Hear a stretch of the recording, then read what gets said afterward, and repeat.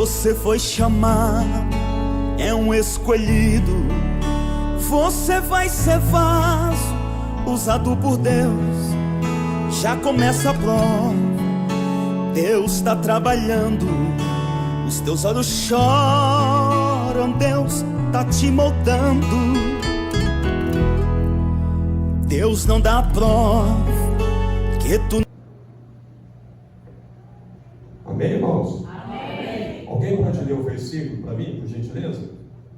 E acontecerá naquele dia que a sua carga será dada no teu ombro, e o seu jugo no teu pescoço, e o jugo será despedaçado por causa da unção. Amém. Uma salva de palmas para o Senhor. Podemos sentar. Pastor, obrigado. Obrigado pelo convite. Para mim é uma honra estar aqui com vocês. Obrigado, Espírito Santo, por ter me encaminhado, como o presbítero disse. É Ele que tem me encaminhado. É Ele que nos tem encaminhado. Quando a gente vai fazer parte assim, de campanha, irmão, que nem essa, por exemplo, são 7 semanas, é complicado. Eu vim aqui na segunda semana com o pastor Danilo, até para poder conhecer a igreja. E aí fala assim, o que eu vou falar que seja pelo menos um pouquinho diferente, porque senão eu chego uma hora também e os irmãos já estão até dormindo, né? E eu já conheço essa palavra aí. Mas Deus sempre tem alguma coisa nova para a gente. Aleluia. Amém? Os irmãos não estranham que eu trouxe isso aqui.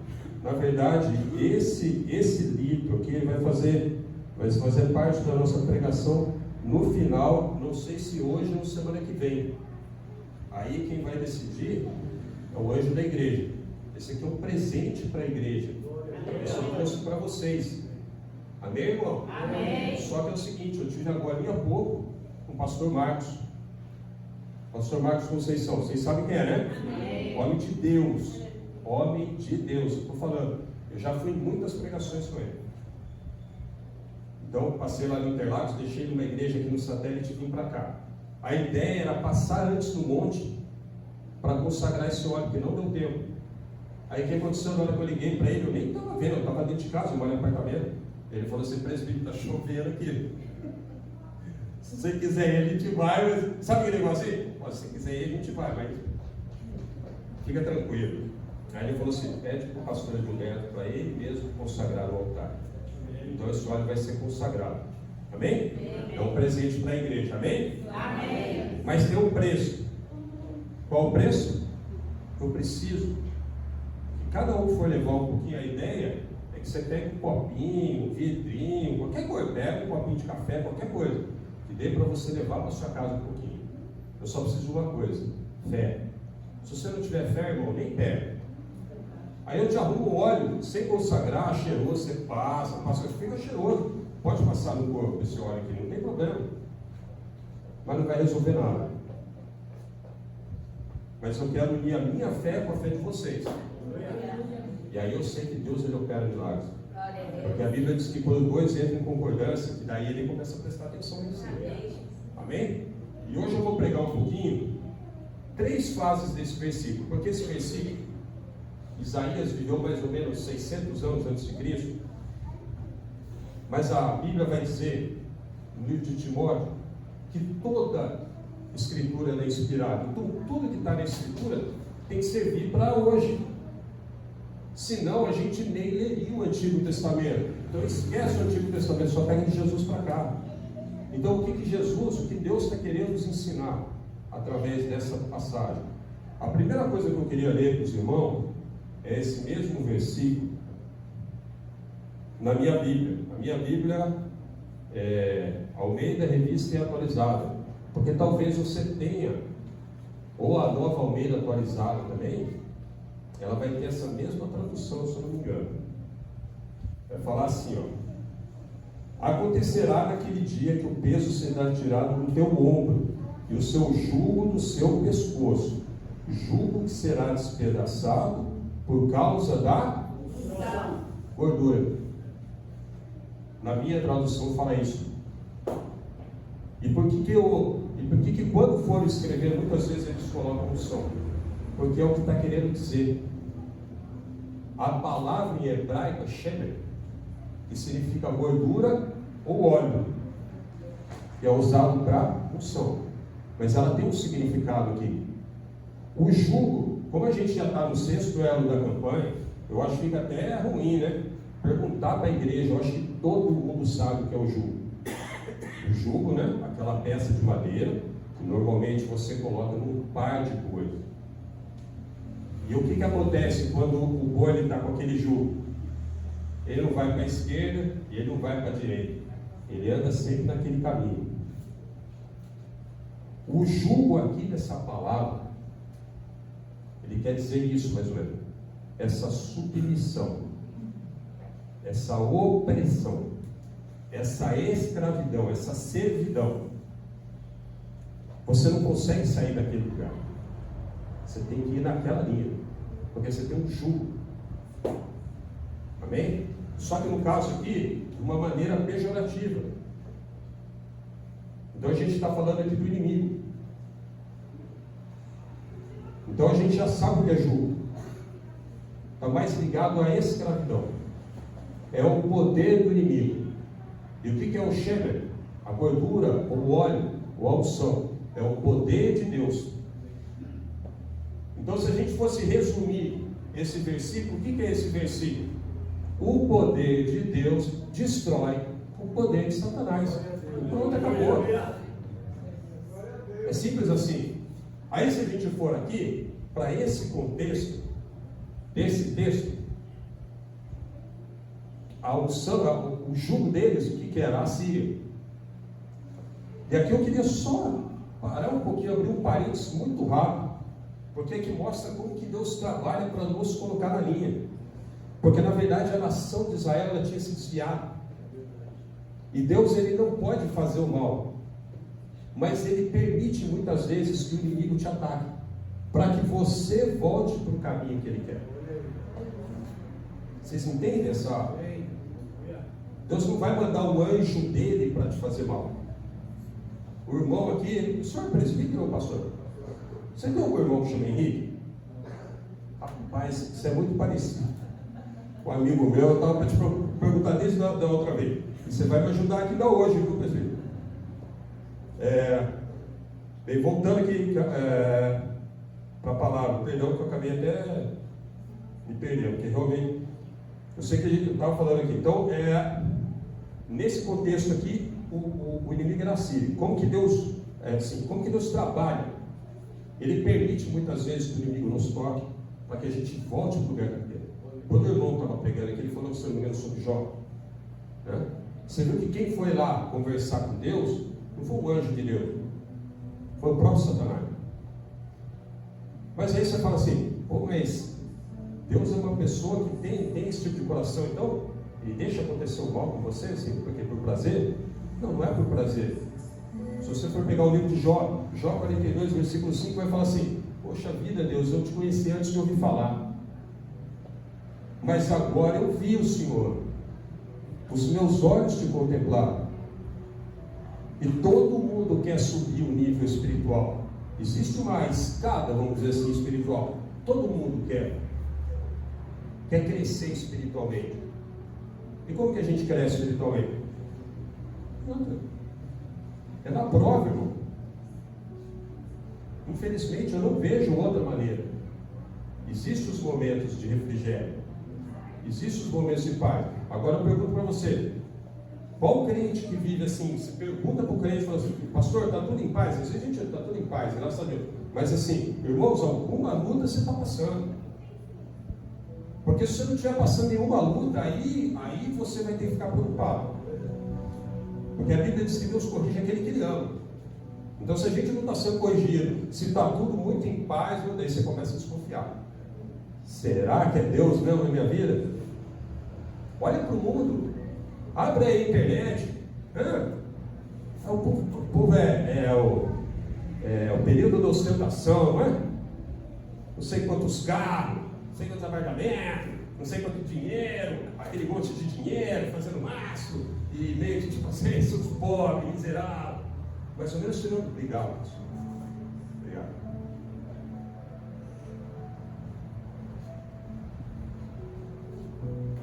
E aí, de repente, você olha para essa pessoa e fala assim, nossa, parece que está tudo bem na vida dela.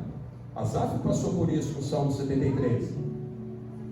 Ele estava triste com Deus. Ele falou, Deus, eu olho o ímpio, o ímpio está lá, corpo esbelto, dependendo da tradução, forte, com dinheiro, não tem doença, e eu aqui todo arrebentado. Mais ou menos é isso que ele fala. Nova tradução da linguagem de hoje. Ele fala assim, eu aqui arrebentado, Senhor. E ele fala assim, eu quase desfaleci vendo isso. Mas ele vai falar assim, só que eles são como palha. Daqui a pouco não tem mais. É o que o presbítero estava falando, o espírito estava falando. E ele falou um negócio, eu levantei minha mão ali. É verdade, Deus, eu tenho brigado com isso aí. Às vezes a gente está muito preocupado. Meu Deus do céu, eu preciso pagar essa conta, não sei o quê. Eu já tive casa própria, hoje eu moro de aluguel. E não sei o que lá. Você começa com um monte de preocupação quando você vê se está saindo de fome. Porque Jesus falou assim, busca primeiro o reino de Deus, a sua justiça. E eu vou acrescentar as demais coisas. E a gente quer, não, quer primeiro as outras coisas. Né? Calma. Então nessa época, qual que era o contexto? A Síria. Aí, há 2000 anos atrás, apareceu uma pessoa que mudou toda a história da humanidade.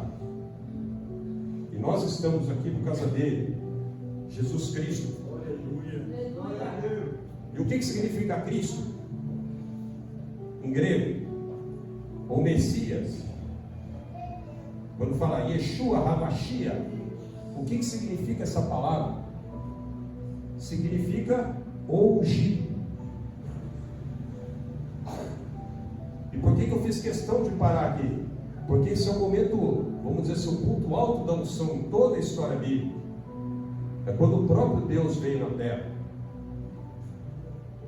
E ele venceu a maior armadilha de Satanás. Qual que é a maior armadilha de Satanás? A morte. Só que Jesus ele não venceu a morte apenas dele. Ele não ressuscitou e acabou. Ele venceu a morte por ele e por todos nós. Se não, meu amigo, se a gente não tiver essa convicção, você pode levantar agora, pode ir para sua casa, esquece de igreja.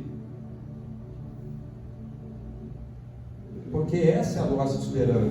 A Bíblia vai falar assim, que a gente crê na ressurreição de Cristo. E se Cristo não tivesse ressuscitado, Paulo fala, a minha fé toda seria vã. Está tudo errado. A gente sabe que ele ressuscitou. E ele pagou um alto preço. Que ele não precisava ter pago. A Bíblia fala que ele não tinha pecado algum. Eu fico imaginando. Porque um dia que nós estivermos na glória, com o corpo glorificado, nós também não teremos pecado nenhum. Eu fico imaginando, não é nem o fazer, irmão, o mais difícil é controlar isso aqui, ó. Toma uma fechada no trânsito lá, você já vira João. O Senhor desce fogo nesse miserável. Coisinhas poucas às vezes, irmão. E ele não pecou em momento algum. Imagina um discípulo, um amigo, ele chegar, e o pastor de repente chega aqui, a gente tem muita intimidade, me dá um beijo no rosto, meu amigo. Você imagina? Ele tem que passar por isso. Você sabe que eu vou até abrir um parênteses aqui agora, se eu não me engano. O Augusto Cury, estava vendo o testemunho dele, ele era ateu assim, até o... E ele é psiquiatra, psicanalista, psicólogo, ele é uma sumidade naquilo. E ele mesmo fala que ele era muito ateu. Ele não acreditava. Ele leu todos aqueles livros de filosofia, não sei o que, e não acreditava. E aí ele foi estudar a Bíblia para quê? Ele foi ler a Bíblia como muito ateu para achar erro, para achar aquilo que apontar para você. Ele não vai aqui para procurar Cristo. Só que ele começou a ver, analisar como psicólogo aquilo. Ele falou assim, isso aqui está errado. Um ser humano jamais escreveria uma coisa desse tipo. Por exemplo, nessa passagem, Quando Judas traz Jesus, você imagina um amigo seu, você sabendo que essa pessoa está vindo para te trair. Você deixa essa pessoa te beijar o rosto, e aí você fala assim: amigo, você veio aqui para me trair? E se fosse você, irmão, na hora que sua amiga chegasse assim: pô, nem encosta em mim, não é? Eu penso que eu faria assim, irmão. Não vem para perto de mim, não, seu cabra safado, sem vergonha. Vai lá com a sua turma, vai. Deixa os caras me prender aí. Não tem vergonha na cara? Chamava de amigos, lembra aí? Todo mundo aqui já deve ter passado por algum tipo de traição na vida. E é só pensar no que isso fez no nosso coração. Aliás, diga-se de passagem, tem pessoas que estão amarradas até hoje na vida, porque foram traídas em algum momento. Isso acontece. É triste, mas acontece. E a pessoa não consegue liberar perdão. E aí fica com a vida amarrada. E aí Jesus, voltando aqui ao contexto, a unção de Jesus quebrou o jugo de Satanás. Acabou a morte, não existe mais morte. Mas agora eu chego na terceira parte. Então teve a parte da Síria, a parte de Jesus, e agora eu chego no hoje. A unção que quebra o jugo hoje. A primeira palavra que eu queria dizer para os irmãos, na verdade não é um versículo, é uma palavra que eu mesmo falava quando eu era do mundo. Todo mundo é filho dele? Todo mundo é filho de Deus, não é assim, pastor? Eu falava isso. E fazendo coisa errada, hein? Mas eu nem sabia o que eu estava fazendo, que aquilo que eu estava fazendo era errado. E depois, quando eu conheci Jesus, aquilo me envergonhou demais. Quando a gente começa a ver alguém estava falando aqui sobre o caráter de Jesus, quando você concebe o caráter de Jesus, você começa a comparar com o seu caráter. E a Bíblia vai falar em João 1,12 que todos aqueles que nele creem, deu-lhes o poder de serem chamados filhos de Deus. Para você ser filho de Deus, um filho de Deus legítimo, você tem que ter fé em Jesus. E a fé em Jesus não é o que o mundo está pregando hoje. O mundo está pregando que você levantou a mão e você aceita Jesus, todos os seus problemas acabaram. Você não precisa mudar de vida, você não precisa mudar de conduta, você não precisa mudar de caráter, você não precisa mudar nada. E se o evangelho fosse assim, eu não ia achar ruim não, porque seria bem mais fácil. Só que ninguém, né? Ninguém não, né? Exagero. Poucas pessoas estão pregando sobre a cruz. Eu não vejo pregação sobre Hebreus 12:14. Sem santificação ninguém verá a Deus. Irmãos, o pastor Danilo que esteve aqui, quem lembra dele na segunda semana? A irmã dele que ficou cuidando da filha dele. Irmã, posso contar uma coisa para você? Só você. Quando eu vi você de costas, achei que fosse a esposa dele. E a gente tem amizade. Eu ia chegar e cumprimentar, dar um beijo no rosto, porque eu achando que era a Juliana. Aí a irmã ia falar assim: meu, quem que é esse louco que chega aqui quando a filha dele? Na hora que eu cheguei, eu falei assim: tá entendendo? Aí a criança ali, eu olhei e falei assim: meu, graças a Deus. Ia ser um belo um furo, né, irmã? Essa é aquela que, tipo assim, é chegar e já sair, né? Danilo esqueceu o negócio do carro e ó. Mas vamos lá.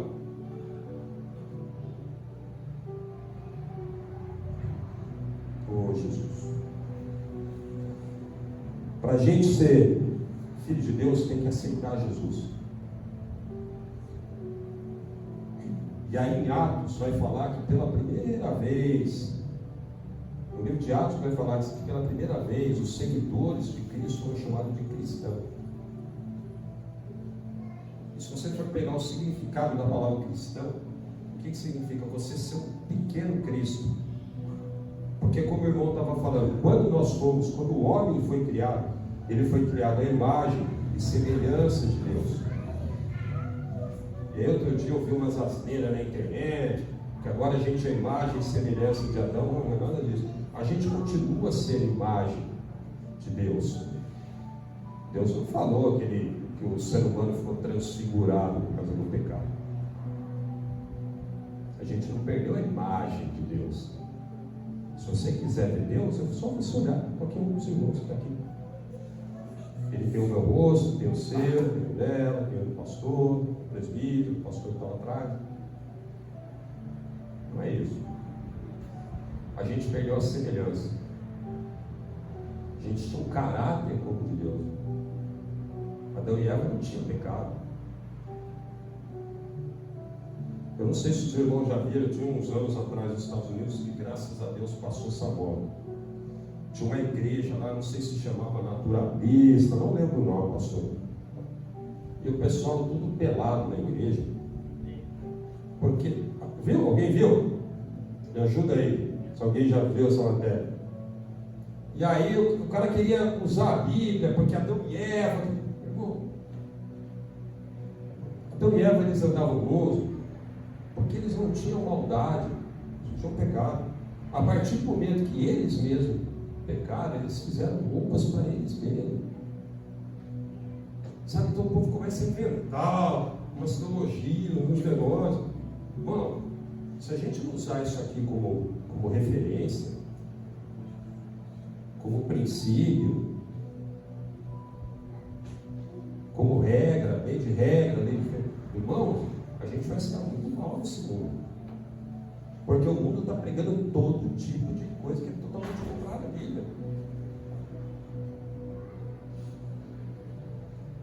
Para você vencer o jugo hoje, então a primeira condição que tem que ter, se você quer ser um ungido e você quer ter uma unção para quebrar o jugo de Satanás, e o jugo de Satanás, ele é o pecado. Porque o Satanás muitas vezes ele não tem poder de te forçar. Algumas vezes ele tem, mas aí seria uma outra pregação. Ele tem o poder de ficar colocando as coisinhas assim, oferecendo os pecados para você.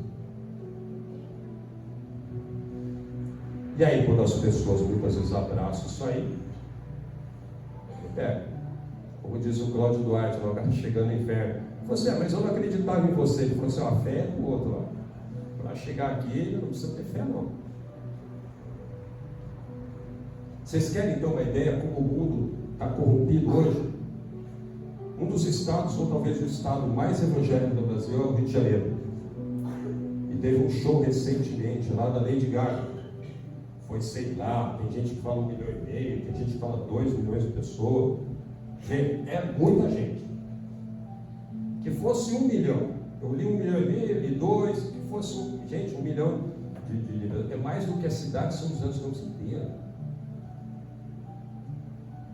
Num show totalmente satânico, com as letras satânicas, com as performances satânicas. Eu estava vendo um pastor, ele estava fazendo uma análise.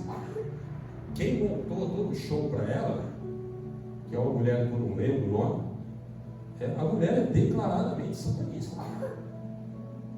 Agora você imagina quantos evangélicos não tinham lá. Ou você está achando, vamos dizer que tinha 1 milhão lá. Você acha que não tinha nenhum evangélico lá? E por que a pessoa está lá? Porque o inimigo soprou alguma coisa na cabeça dela. Olha que legal, olha que show bacana, olha que coreografia, olha que show isso. Você vai perder esse show. Você nunca mais vai ver um show desse na vida. É de graça.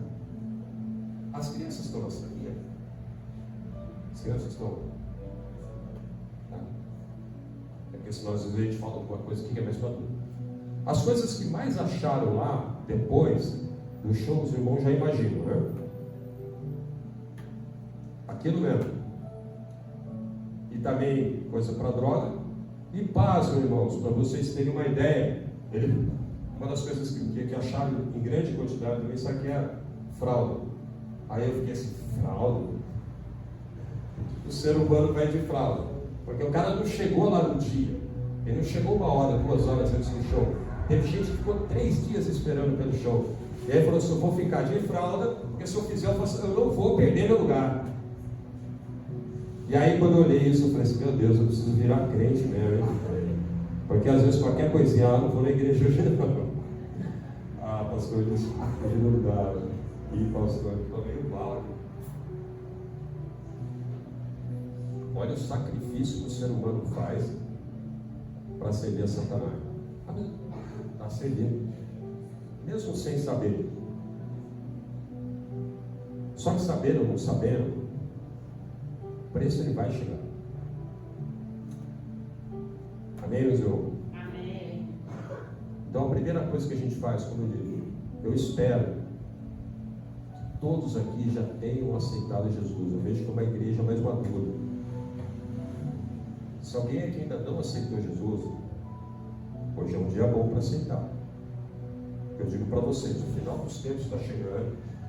O Trump está correndo, eu não sei se vai ser ele que vai conseguir fazer isso, mas o Trump está se esforçando muito para que haja uma assinatura do acordo de paz naquela região de Israel, Palestina, aquele vespeiro que existe ali.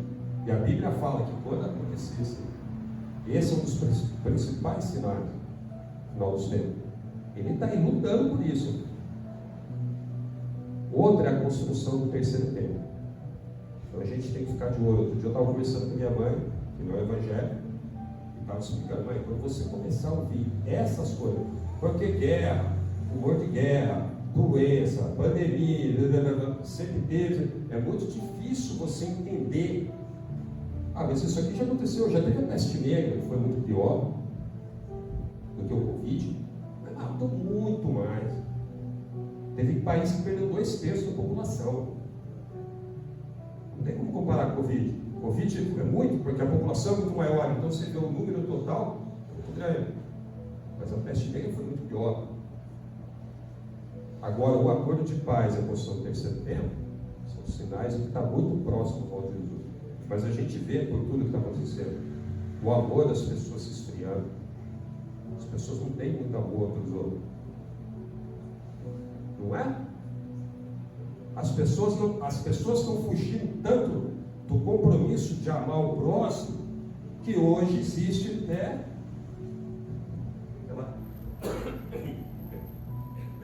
aquela porcaria daquele bebê reborn.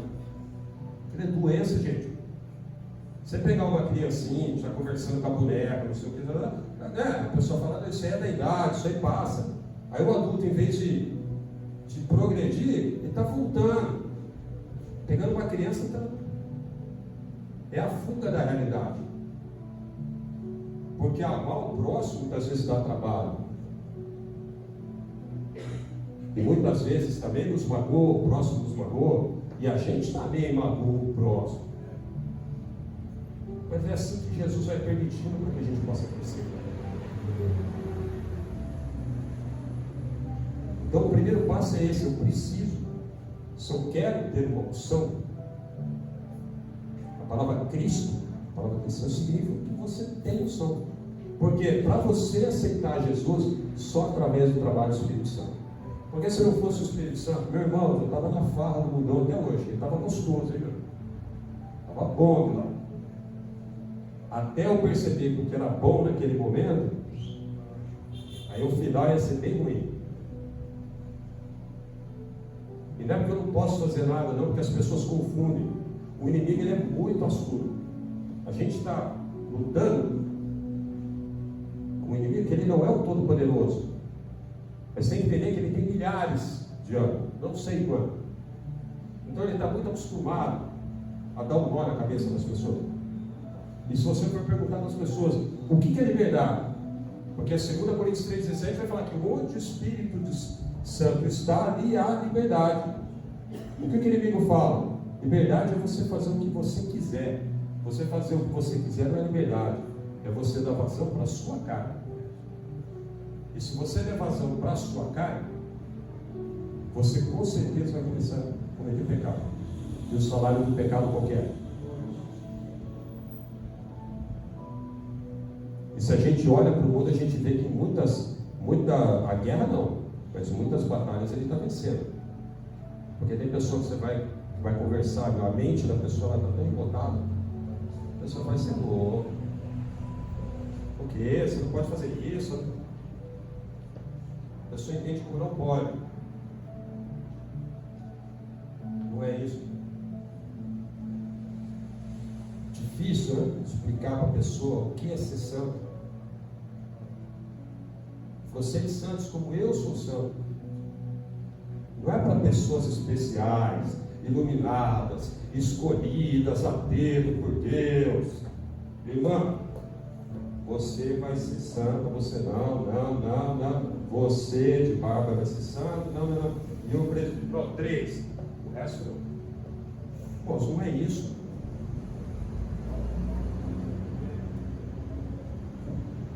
Eu tenho que buscar a santidade. Todos nós temos que buscar a santidade. Esse é um segundo ponto. E o terceiro ponto que muitas vezes as pessoas estão perdendo para Satanás, para já encerrar, para a gente entrar numa parte, vamos dizer assim, um pouquinho mais prática. Eu já gostaria de orar. Alguns irmãos, Deus até já, na verdade nós vamos orar por todos. Alguns irmãos de maneira mais específica, amém? Amém. Quem sabe dessas coisas é Deus, não sou eu. Amém? Mas irmãos, para encerrar, uma das coisas que mais tem afastado o cristão de conseguir esse poder de Deus, essa unção, por que ele não está vencendo o inimigo, o que está acontecendo, irmão? Uma palavra que é difícil. É difícil você pedir, é difícil você aceitar, é difícil para todo mundo. Mas a gente tem que aprender a pedir perdão e ser perdoado.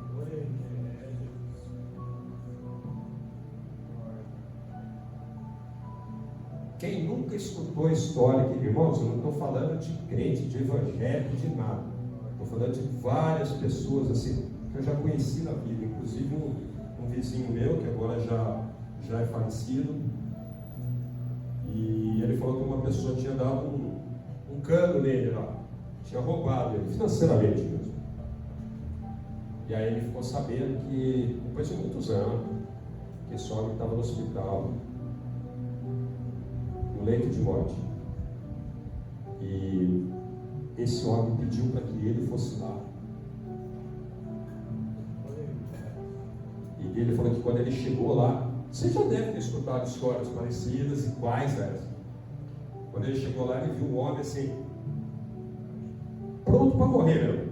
Ele falou, Henrique, eu não sei quando eu já morri, mas a gente sabe por quê.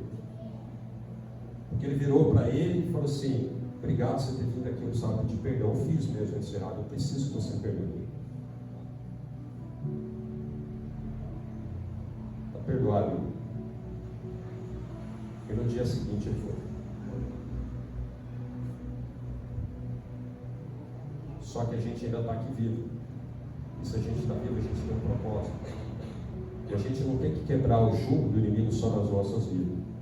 Existe um mundo inteiro precisando. A gente ajuda essas pessoas a enxergar o jugo que elas estão carregando. Por que tem muita gente que muitas vezes parece que está em paz? E às vezes está em paz mesmo. Está com pouco problema. O inimigo não vai atormentar a pessoa que já está do lado de lá. Deixa quietinho, está aqui comigo.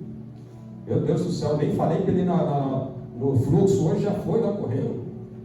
Meu Deus do céu, não precisa nem falar nada. Muita gente está nas mãos do inimigo.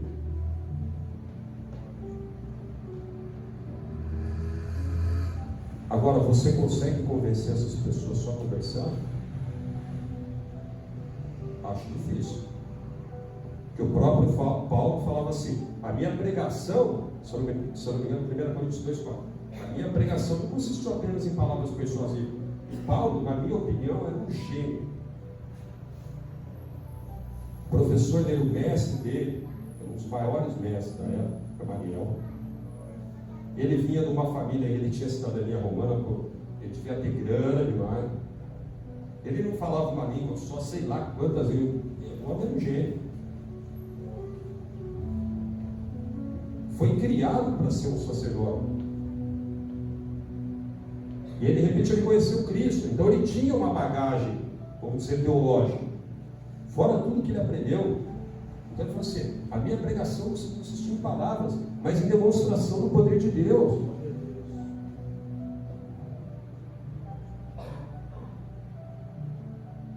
Porque senão outra palavra de Isaías 53, 4 e 5 não vai se cumprir na nossa vida. Verdadeiramente ele levou consigo as nossas enfermidades, as nossas dores, e nós o reputamos como aflito, filho de Deus, oprimido. Mas ele foi traspassado pelas nossas transgressões e moído pelas nossas iniquidades. O castigo que nos traz a paz estava sobre ele, e pelas suas pisaduras o sarado. Quer dizer que Deus vai curar todo mundo? Vai fazer o milagre do mundo? Não. E já assim, bem para encerrar, para a gente ir para a oração. Por que não?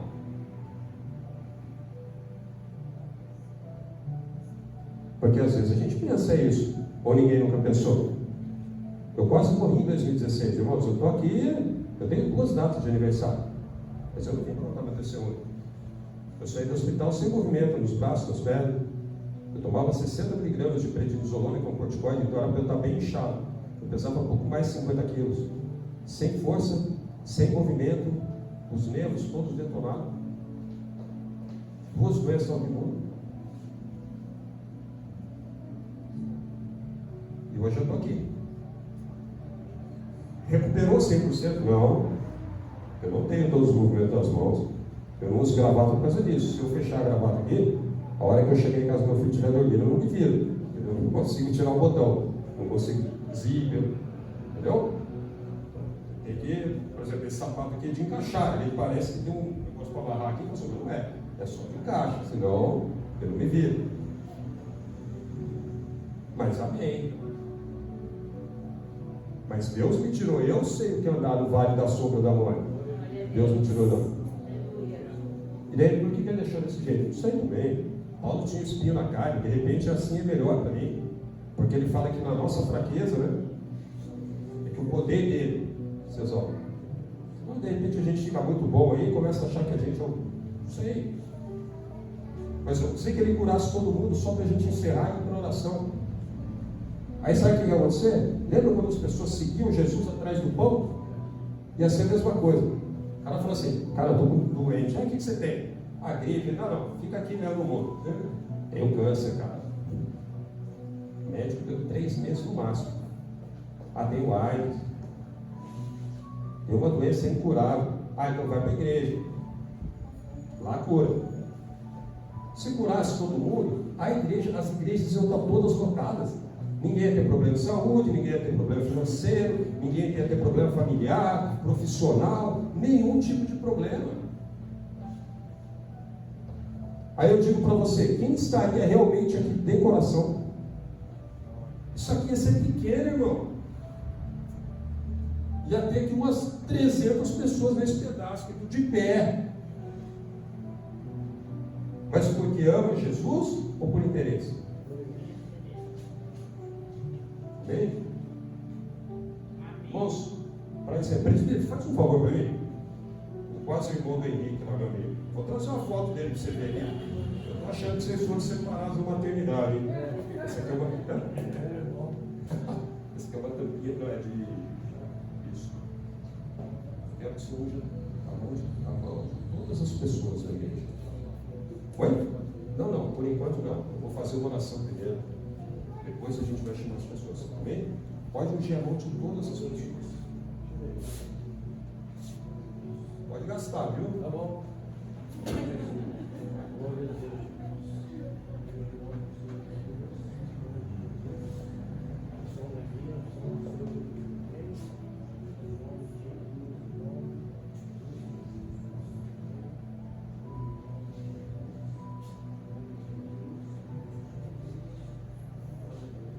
Irmãos, depois é presbítero, né? Ele é pastor? Tá. Ué, ele foi consagrado há pouco tempo? Não? Na última vez que eu vim aqui, eu tenho certeza que eu tinha escutado o presbítero. Perdão, meu pastor. Eu sou presbítero. E às vezes as pessoas me provocam, né? Você pegar o pastor e rebaixar aí no caminho, fica bravo comigo, não, hein, pastor?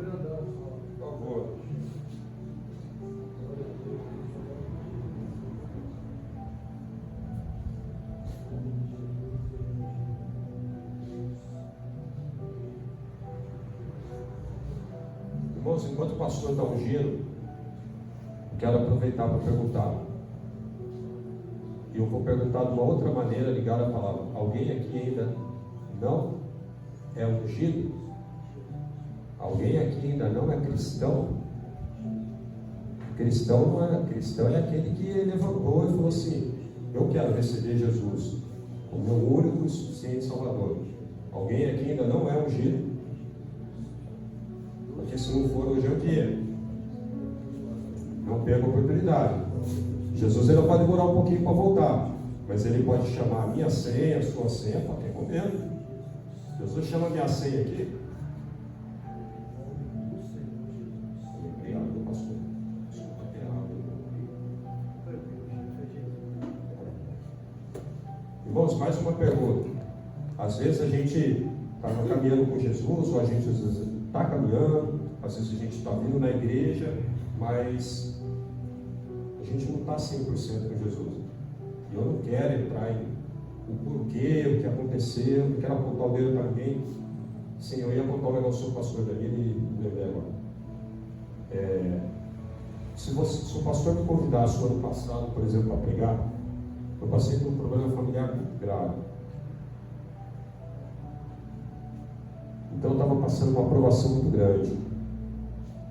E muitas vezes eu não estava sendo aquilo que Deus queria que eu fosse. Obrigado, pastor. Isso é uma igreja muito amorosa, viu, gente? Vocês valorizem isso, porque isso é um reflexo do pastor de vocês, viu? O jeito que vocês tratam as pessoas, tudo.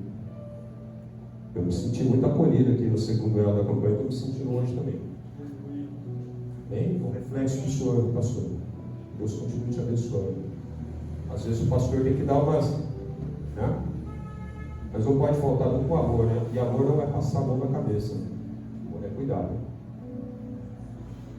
E eu fui numa igreja com o pastor Danilo, ele ia pregar. E aí, na empolgação, não foi por mal, eu não tinha falado para ele. E ele perguntou. Aí a pastora chegou: quem que é? Meu amigo, presbítero Henrique, não sei o que lá. Aí a pastora: presbítero, vem aqui dar uma saudação. Aí eu falei: não, pastor, obrigado. E a igreja ficou pior do que vocês estão agora, me olhando.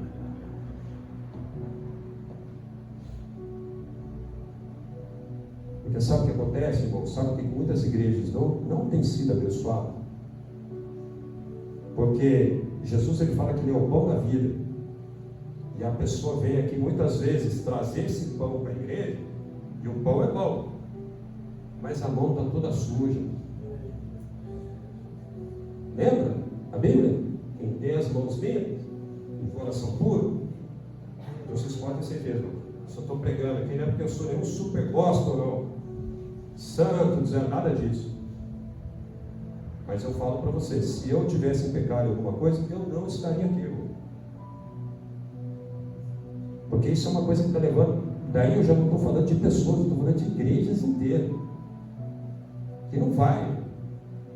Você pega um pastor, conheço que não vou citar o nome, que o pastor ele está com uma vida de adultério, e aí você, é fácil, você chega na igreja, pastor, não tem um casal que está alinhado. É só a Terceira Guerra Mundial no caso dos irmãos. E muitas vezes não é culpa dos irmãos, meu. O que o pastor está passando?